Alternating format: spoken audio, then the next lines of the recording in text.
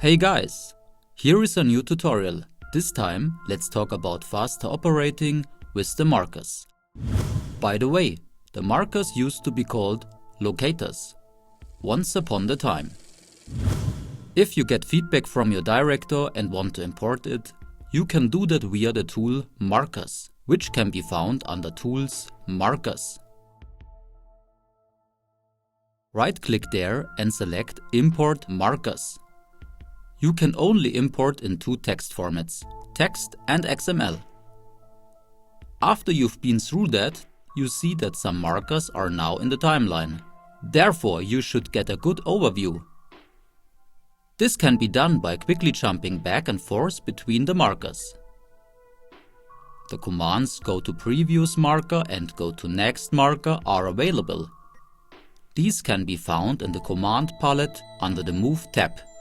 This way you can progress much faster, especially with many markers. But if you want to have different colors, for example to mark the finished points in green and the ones that you still need to work on in red, this can be done in the tool Markers. A right click brings up the Change Color command. There we will find green or red respectively. This can also be done in the Edit Marker window. A repositioning of the markers is sometimes necessary.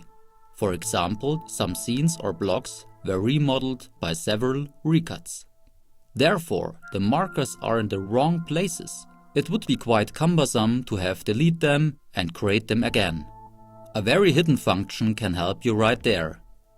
You go to a marker of your choice in the composer and move it while holding down the Alt key and by dragging it with the mouse until you have reached the desired new position.